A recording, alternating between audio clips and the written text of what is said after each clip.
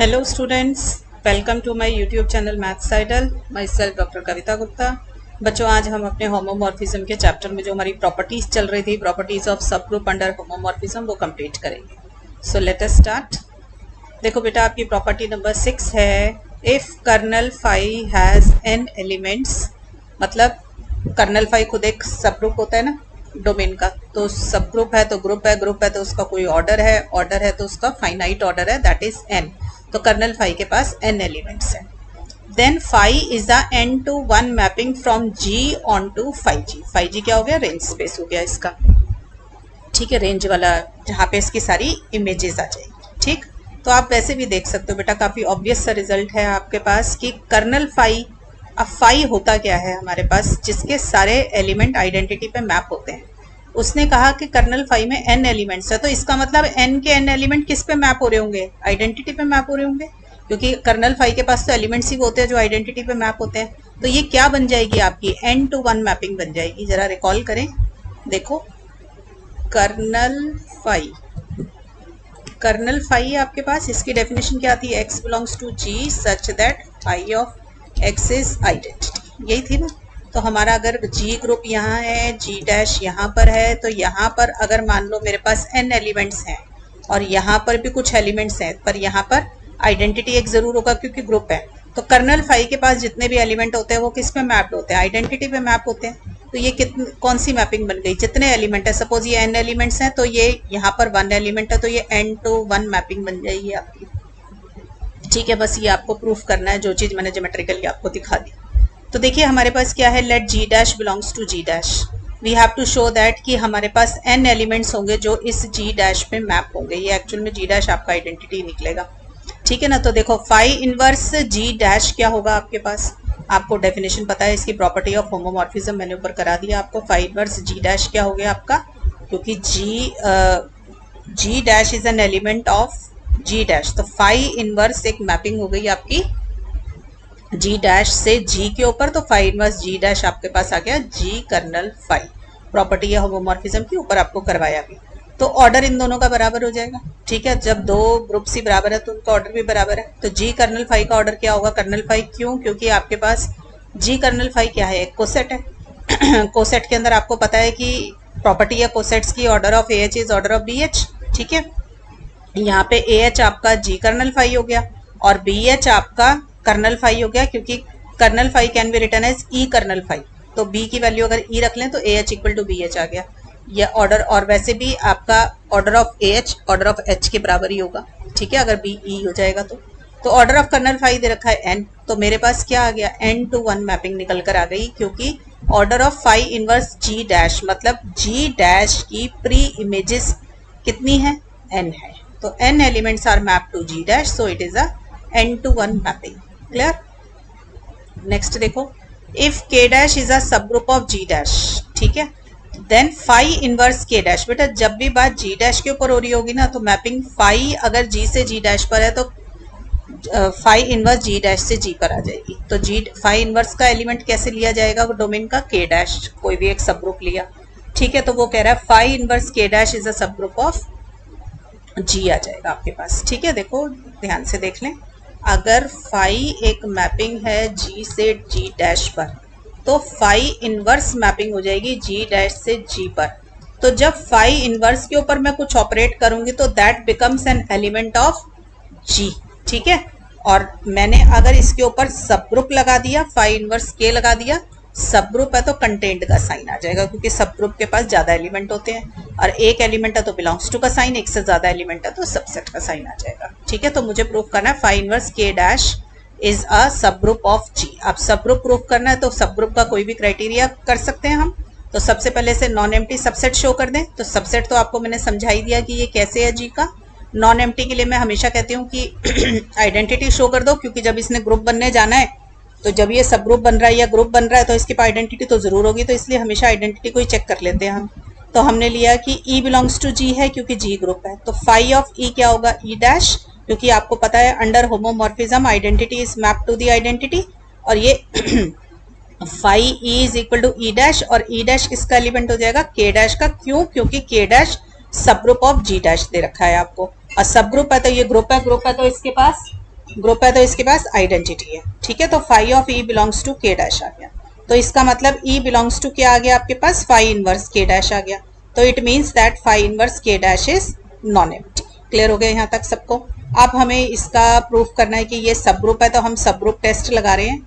One step sub group test आपके पास क्या होता है, सबको जरा रिकॉल कर लेना चाहिए, ये बातें अब याद भी हो जानी चाहिए कि H is a subgroup of G if H is non-empty, H is a subset of G, A and B belongs to H implies AB inverse belongs to H. This is one step subgroup test. Clear है सबको, याद आ गया, ठीक है। तो अब हमारा H की जगह तो आ जाएगा फाई इनवर्स K डैश और इस G की जगह आ जाएगा G डैश, ठीक है। तो और दो एलिमेंट लेने होंगे आपको A और B which belongs to phi inverse K dash. तो मैंने दो एलिमेंट ले लिए K1 K2 which belongs to phi inverse K dash. तो इसकी डेफिनेशन क्या कहती है कि K1 K2 G के एलिमेंट होंगे, तो phi of K1 belongs to K dash और phi of K2 belongs to K dash आ जाएगा। This is by definition of phi inverse K dash, question में गिवन भी है आपको। तो अब मैंने कंसीडर कर लिया, मुझे क्योंकि ए बी इनवर्स बनाना है तो मुझे K1 K2 इनवर्स बनाना है।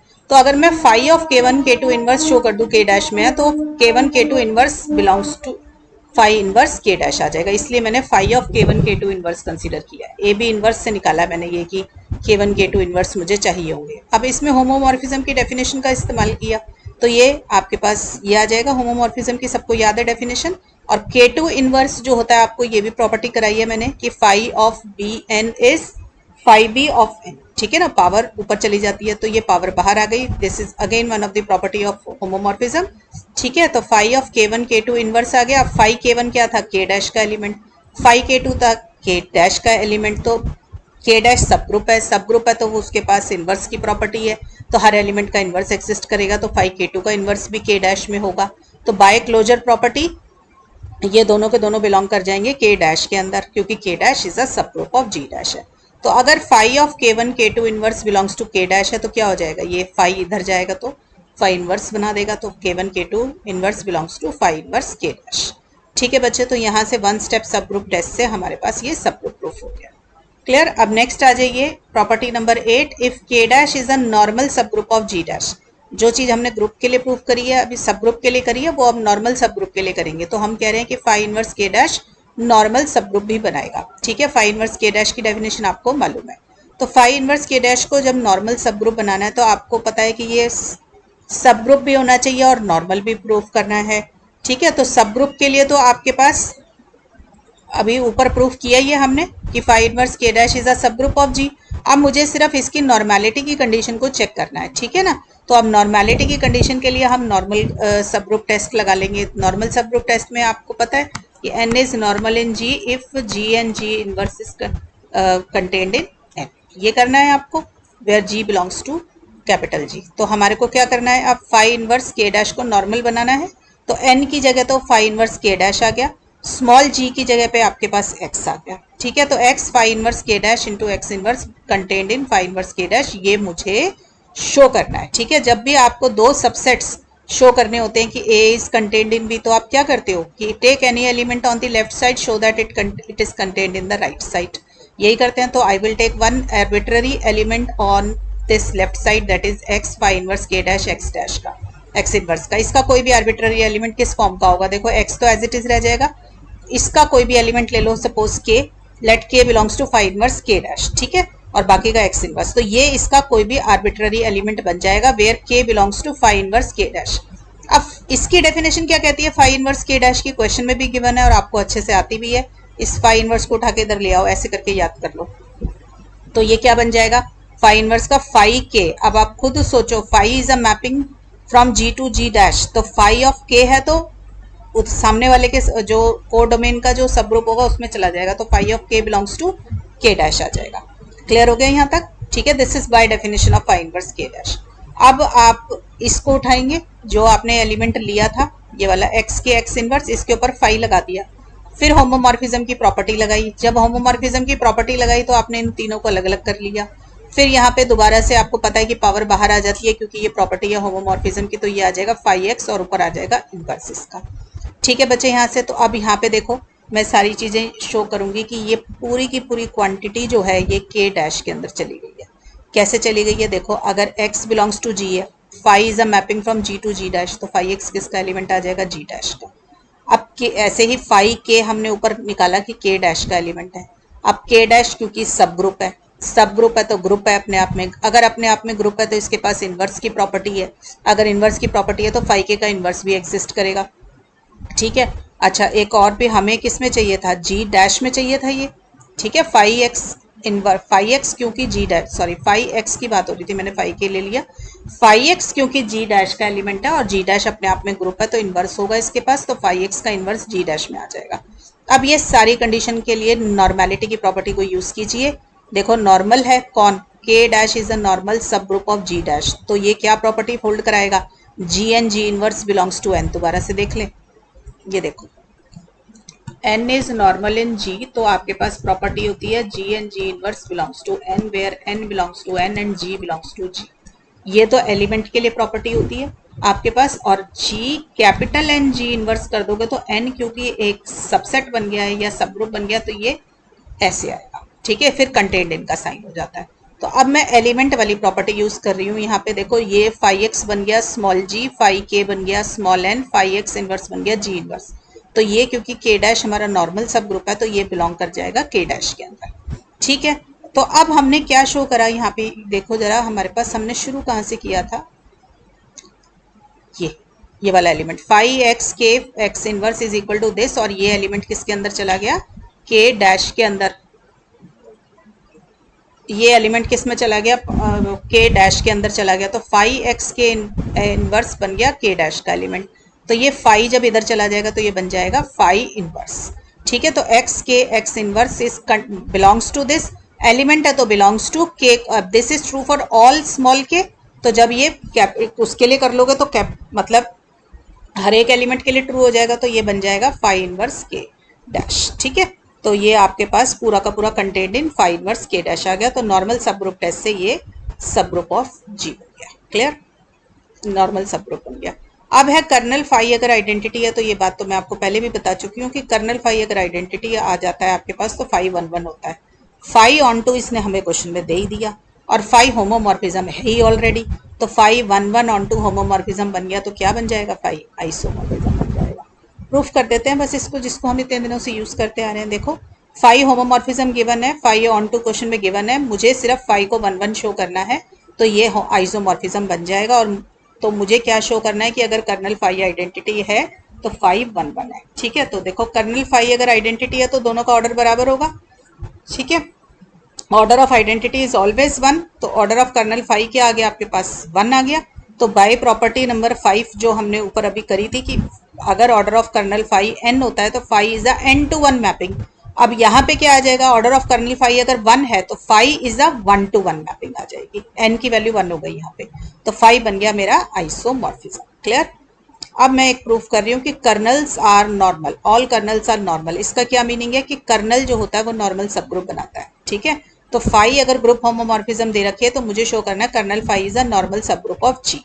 तो कर्नल फाई की पहले डेफिनेशन देख लेते हैं कि कर्नल फाई क्या होता है, x belongs to G such that phi of x is identity. मुझे शो करना है कर्नल फाई जो है नॉर्मल सब ग्रुप है जी का। तो कर्नल फाई सब ग्रुप है जी का, ये तो आपको मालूम ही है, ये आप एग्जाम में करके भी आएंगे अगर है तो, ये मैंने आपको थ्योरम 10.1 में प्रूफ भी करा दिया था इससे पहले के लेक्चर्स में। अब आपको सिर्फ नॉर्मल बनाना है, तो कर्नल फाई जो है n बन गया, तो अब आपको g n g inverse belongs to n जो प्रॉपर्टी होती है उसमें n को कर्नल फाई ले लेना है। ठीक है, तो मैंने g बिलोंग्स टू g लिया, कोई भी एक एलिमेंट लिया कर्नल फाई का दैट इज x, मुझे शो करना g x g inverse belongs to kernel phi for all x belongs to kernel phi, ये लिखना। तो आप देखो पहले डेफिनेशन यूज करो, x belongs to kernel phi है तो फाई ऑफ x क्या हो जाएगा, आइडेंटिटी, क्योंकि कर्नल फाई के सारे एलिमेंट आइडेंटिटी पे मैप होते हैं। अब मुझे शो करना है g x g inverse belongs to kernel phi, ये कर्नल फाई में कब जाएगा, जब ये वाला एलिमेंट आइडेंटिटी पे मैप होगा। तो इसलिए इसकी इमेज निकाल के देखते हैं कि ये किस पे मैप्ड है। तो मैंने इमेज ले ली phi of g x g inverse, तो ये फाई क्योंकि होमोमॉर्फिज्म है तो सारे अलग अलग हो गए। अब फाई ऑफ एक्स क्या है, आइडेंटिटी, तो ये आइडेंटिटी आ गया। और फाई ऑफ जी इनवर्स में आपको पता है कि होमोमॉर्फिज्म की प्रॉपर्टी है तो ये इनवर्स बाहर आ जाएगा। अब ये सारे इकट्ठे हो जाएंगे आपके पास। ठीक है, देखो फाई जी इंटू आइडेंटिटी करो या E dash into phi G inverse करोगे तो ये फाई जी डैश आ जाएगा, क्योंकि आइडेंटिटी से किसी को भी मल्टीप्लाई करो तो वही आ जाता है। अब phi of G into phi of G inverse, एक फाई जी एलिमेंट है और फाई जी इनवर्स उसी का इनवर्स है, तो आपको पता है a into a inverse is identity, तो ये वही वाली प्रॉपर्टी यूज करी तो इसमें आइडेंटिटी आ गया। तो इसका मतलब जी एक्स जी इनवर्स आइडेंटिटी पे मैप था, तो इसका मतलब ये कर्नल फाई का एलिमेंट था। और क्योंकि ये कोई भी आर्बिट्ररी एलिमेंट एक्स के लिए प्रूफ कर दिया तो it is proof for all the elements. ठीक है, तो कर्नल फाई क्या आ गया, नॉर्मल सब ग्रुप ऑफ जी आ गया। ठीक है बच्चों, तो आज प्रॉपर्टीज खत्म कर दिए, नेक्स्ट क्लास में आगे पढ़ेंगे। टिल देन पढ़ाई करते रहें, ऑल द बेस्ट।